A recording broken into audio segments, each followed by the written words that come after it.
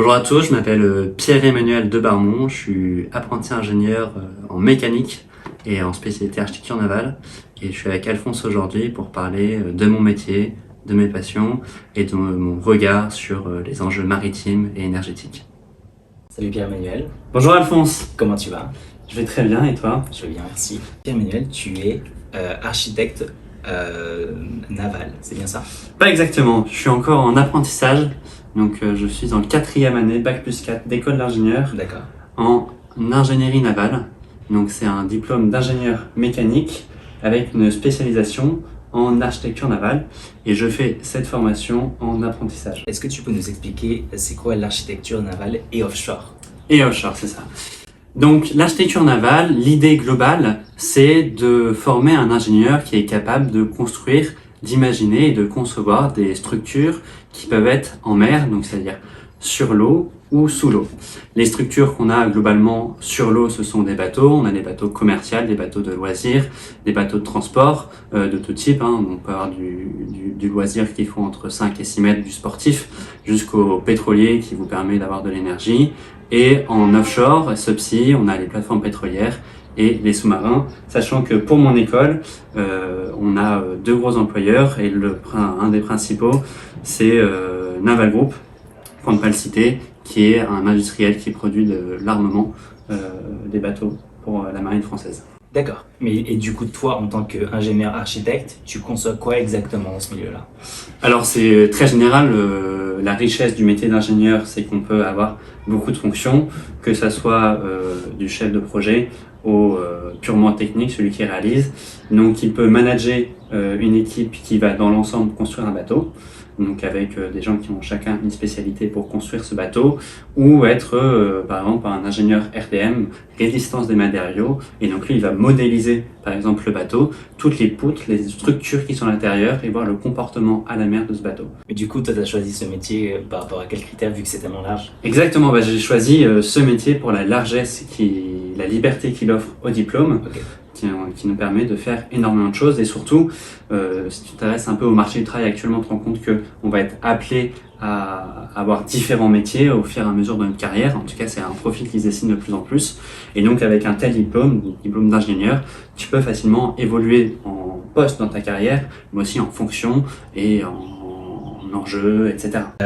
Alors moi, j'aurais souhaité savoir quels sont les différents types de structures marines que justement les ingénieurs en architecture navale et offshore ils peuvent concevoir. Toi, qu'est-ce que tu aurais imaginé comme infrastructure marine? Ça peut être maritime, 100% maritime, mais plutôt des infrastructures accrochées à la terre. Et justement, notamment celles qui sont censées pomper du pétrole sous la mer. C'est ça. Il y a plein de technologies différentes. Ça peut être une sorte de bateau en fait. Faut savoir que parfois les stations offshore elles sont construites sur un chantier, en fait comme on assemble un immeuble. Après elles flottent, elles sont remorquées à l'arrière d'un bateau. On va les remplir d'eau, elles vont pivoter et après on va juste les ancrer. Il y a d'autres technologies où là c'est vraiment un immeuble qu'on accroche au fond de l'océan. En ouvrage en mer, c'est vrai que le plus commun à notre époque, jusqu'à maintenant, c'était les stations pétrolières, parce que quand on regarde ça, c'est impressionnant, les technologies qui sont derrière, c'est les calculs qu'il faut faire, c'est impressionnant. Après, avec la transition énergétique actuelle, les ouvrages en mer sont en train de s'étoffer en termes de différences architecturales, puisqu'on a à l'arrivée de l'offshore éolien, avec toutes les turbines éoliennes en mer. Et on a aussi l'hydrolien sous l'eau, donc pareil qu'une éolienne, sauf qu'on la met sous l'eau et elle fonctionne avec les courants. Est-ce que tu peux me dire ce que c'est exactement offshore? Ça veut dire quoi? Offshore, c'est une dérivée ça vient de l'anglais, tout simplement. Offshore, c'est la côte. Offshore, c'est ce qui est en dehors de la côte. Ok, d'accord. Quels sont les enjeux de la conception et de la construction d'un ouvrage marin? Alors, si je prends mon cas, du coup, en tant qu'ingénieur chez Technip FMC, qui est une multinationale du pétrole, où on va construire des champs pétroliers en offshore, donc dans les fonds marins. L'enjeu principal, ça va être la profondeur. Voilà. Donc il y a les enjeux de pression et les enjeux liés à ce que tu transportes. Si tu transportes du pétrole, du gaz, etc., tu veux absolument éviter les fuites pour les problèmes écologiques et parce que tu ne veux pas perdre du matériel. Il y a toute la réflexion sur l'architecture de ton champ offshore, ton champ sous-marin. Et l'objectif, c'est d'avoir la solution la plus simple, mais qui soit aussi la plus efficace pour que ton champ soit efficient et qu'il te rapporte sans te coûter trop. Je vais sauter directement à la question, vu que tu mentionnes la prévention pour l'environnement. Est-ce que c'est une priorité actuellement pour les compagnies de préserver l'environnement quand elles mettent une plateforme en place? Alors une priorité, en fait, c'est une priorité depuis toujours, dans le sens où quand tu as un espace de travail, tu vas pas foutre le bordel non plus. Les enjeux qu'il y a eu et que on peut voir dans l'actualité, c'est quand il y a des défauts, il y a un accident, un incident, où là tu as des fuites de pétrole, etc. Là c'est involontaire. Oui. Après, faut pas être hypocrite, hein, le monde de l'énergie, que ça soit renouvelable ou non renouvelable, est orienté par l'argent, par les investissements. Donc maintenant les entreprises, toutes les entreprises, hein, essayent de tourner leur économie, leur fonctionnement vers des énergies renouvelables pour deux raisons. C'est que le changement climatique maintenant, que je préfère plutôt le dérèglement climatique, est un fait maintenant, plus personne n'en doute. Et l'hypocrisie économique commence à s'inverser. J'ai vu dans ton profil LinkedIn que tu mentionnes que tu es passionné par les Nouvelles technologies, maritimes. rupture de l'industrie maritime. Ouais, exactement. Dans le post, j'ai pu voir que tu faisais des références à des drones autonomes maritimes qui étaient destinés à la recherche dans divers domaines. Tu peux me dire un peu plus sur ça, s'il te plaît? Absolument, moi c'est un de mes grands projets, c'est de développer la recherche, l'exploration et la défense maritime. Le meilleur moyen que je vois actuellement pour répondre à ces enjeux, c'est les drones. Pourquoi? Le problème des profondeurs, c'est que c'est dangereux à cause de la pression. Actuellement, il y a encore des personnes qui sont allées voir le Titanic et qui on a perdu de compter avec eux.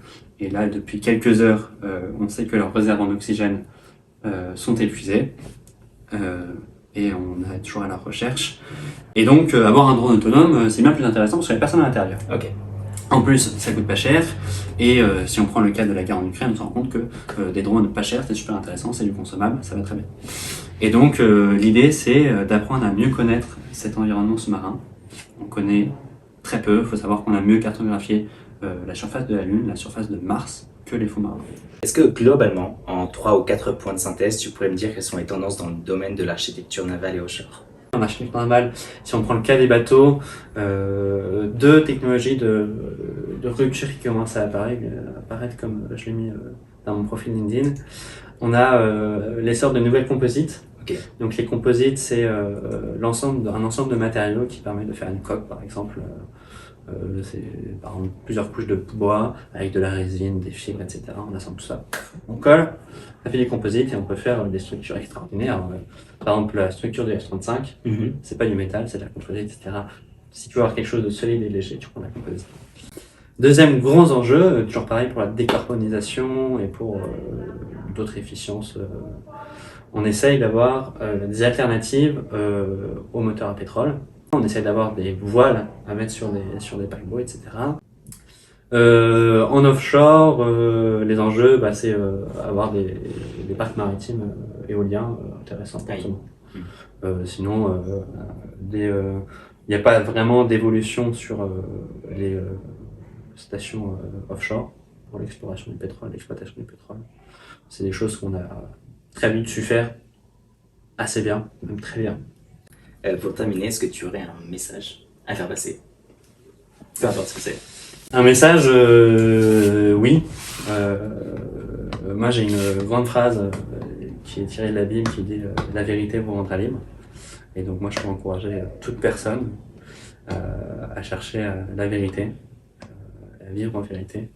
Parce que la liberté c'est ce qu'il y a de mieux. Et il me faut trouver la vraie vérité et être en vérité avec soi-même. Merci beaucoup. Je t'en prie.